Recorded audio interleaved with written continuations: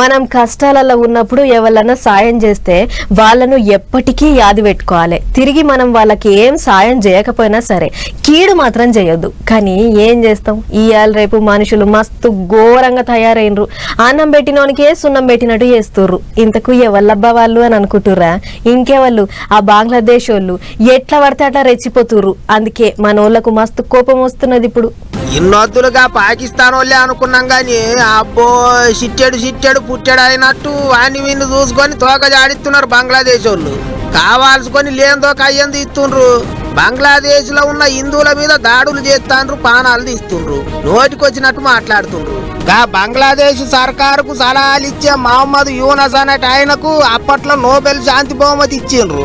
కానీ అసోంటోనికి నోరు తెరిస్తే చాలు అన్ని కయ్యాల మారి మాటలే వస్తున్నాయి. ఇప్పుడు అశాంతి రగిలిస్తా అన్న మనిషికి శాంతి బహుమతి ఏటికి ఇచ్చిండ్రో మరిగా దండగానే ఉన్నదా అనుకుంటారు ఇప్పుడు పబ్లిక్.